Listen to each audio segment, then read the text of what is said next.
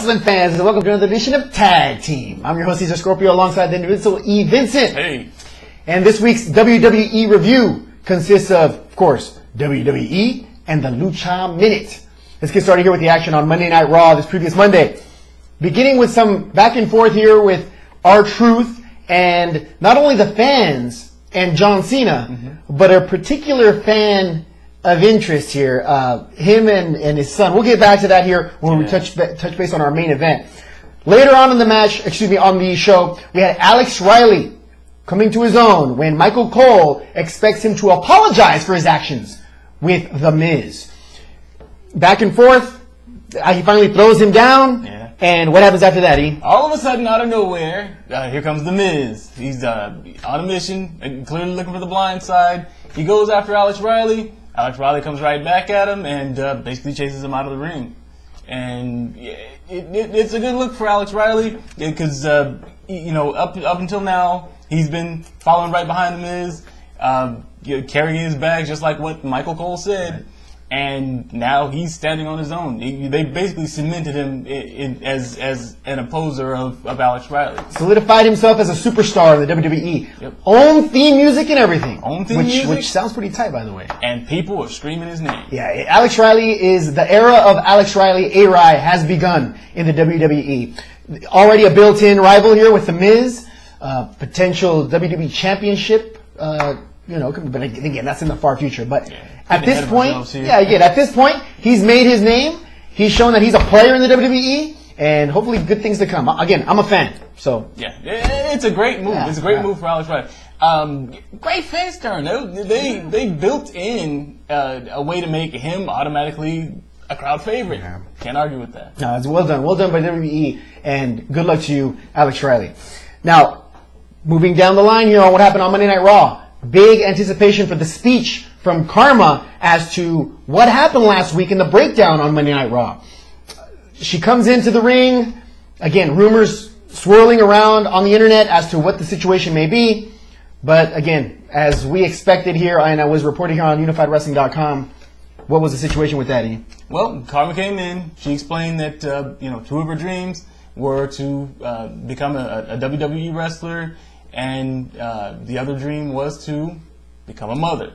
And it looks like one of those happened like right after the other one did. So apparently, as she mentioned, Kharma is expecting a child, and because it's an at-risk pregnancy, she can't do anything at all that's going to be strenuous. So she's pulling away from the WWE, but she mentioned that she's going to be back. She said, I believe the time frame that she gave was about a year. Yeah, she gave that information as soon as Brie and Nikki Bella decided to come out and challenge her knowing she was pregnant. Again, what's she going to do, right? Exactly. She's pregnant. Hey, you know what? You know what cures that? Time. Yeah, poking fun at her weight. It surprised me that she mentioned that Jim Ross, of all people, mentioned that she was too fat to be a diva. That struck me as pretty wrong by Jim Ross.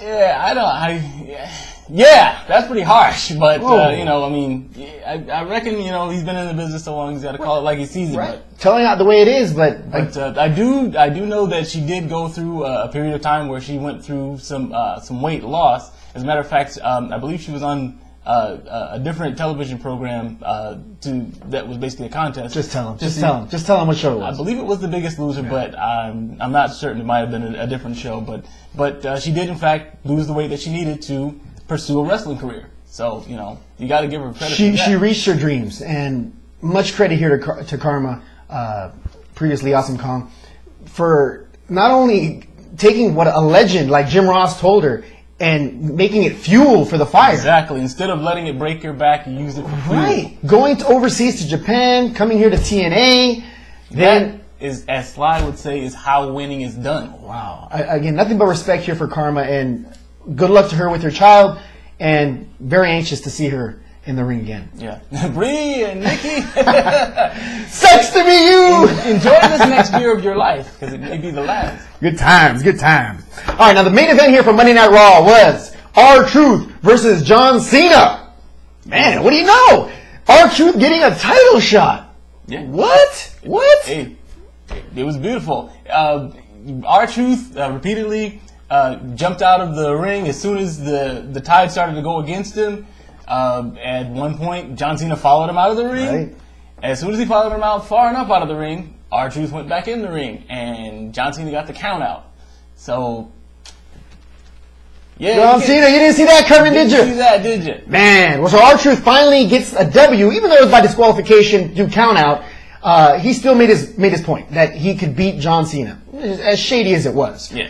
Again, there's probably another title match coming up. I don't think this Monday Night Raw was for the title. Yeah, this was. But it proves the point that he can outsmart John Cena. The most entertaining part of this entire match, to me, was when he goes back out to the little family that was watching WWE's Raw show. With all John Cena shirts on. That he harassed at the beginning of the show.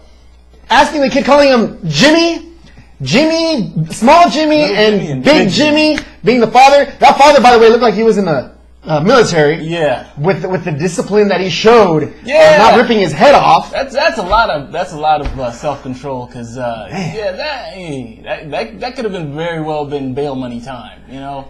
Hey, TV or no TV, rotten killings, you push it a little too far with somebody's child, might get your neck broke.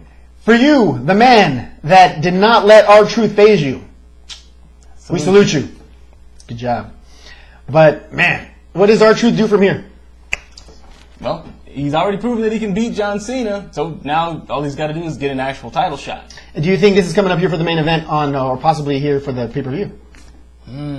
For this pay-per-view? Yeah. Hard to call. There's still enough time. Something could happen, but... I mean, he's the only one really in the rearview mirror approaching him quickly. I'm talking about John Cena, so... Yeah. Who else is there? Exactly. You know, Alberto's busy, having Ricardo run over the Big Show. What is going on here with... I was going to say Los Caras, but never mind. We'll just talk about Alberto Del Rio instead. What's the situation with him? Right now, it's like they almost don't have anybody for him to go against because the Big Show is going to be out. He actually did sustain an injury, which was the prompting actually for this particular storyline. He sustained an injury prior to the incident that occurred last Monday. So Big Show's going to be out for a while. Alberto came out, got on the mic, talked about it, but he was in the street clothes. Who I don't see who he's supposed to go against at this point. Kane's back over on SmackDown. Funny that you mentioned that, E, because that ends our WWE review, and we go straight into the Lucha Minute. Now, we got some entertaining news to go over. As we mentioned here on UnifiedWrestling.com. Let's see. Averno, the CMLL superstar, coming to the WWE, signed a WWE contract, and is on his way. Now, Averno is actually currently still in CMLL. And he had a match here previously on CMLL. Sunday. Galavisión. Now, he had a match against a man known as La Máscara. Now, La Máscara and him were back and forth. It was a 3 falls match. La Máscara lost both falls. First one was due to a beautiful maneuver there. The second one was to a kind of a controversial interference. And they went back and forth. Didn't think it was right that he won that match. But again, it was in controversy. So they built a new match, starting, going to be set up here for June 17th. What's so special about this match? The fact that this match is Máscara contra Máscara para la Máscara. Which means it's for the mask. So folks... Somebody's going to show their face. The guy named The Mask or Averno. Which one is it going to be? The guy who's getting leave. Yeah, I would think the WWE doesn't want to have too many masked wrestlers. Exactly what happened with Los Caras, a.k.a. Alberto Del Rio. And looks like Averno might be the next guy in line. Again, he's not a particularly good wrestler, in my opinion. He's done his time. He's been in there for a while, CMLL. But there's better choices out there than Averno. I don't think they were going for a high flyer, though. Maybe, but, I mean... It doesn't seem, even if they weren't going for a high flyer, you'd think they'd get a bigger man, a.k.a. El Valiente, or maybe El Elegido. Yeah. Well, here's my thought. I think that they might have been going for somebody who was familiar with Sin Cara's work, how he moves around and whatnot. Because here's the thing, a lot of times when Sin Cara goes over the top rope or one of those things like that, where he's gonna land on the outside and the other guy's supposed to catch him. Sometimes it works and sometimes it don't. So far, it's true. They have had matches before. Averno and Místico, aka Sin Cara, have fought in the past. They've had good matches before. But again, I believe that Sin Cara is the one who carried those matches. So why they're bringing him, maybe to, again, assist the guy that he heavily invested in, which is Sin Cara, to boost him up a little further? Possibly. But, I mean, they could have killed two birds with one stone by bringing over Messias, don't you think? That's true. I mean... But, are they willing to part with Messias? That's the question. Yeah. Messias, for those who don't know, he's in AAA Lucha Libre. And he's legit. He's the real deal. As big as The Undertaker and Lucha Libre. He's got moves. Yeah.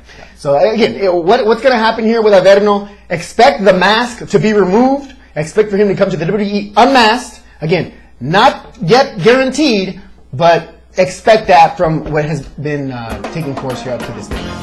That's all the information we have here for this edition of WWE Review and the Lucha Minute. Don't forget to tune in again on Friday for the TNA review and Invincible E. Vincent's 3 the Hard Way. And myself, Cesar Scorpio, the Invincible E. Vincent. Thank you very much for watching. See you guys on Friday.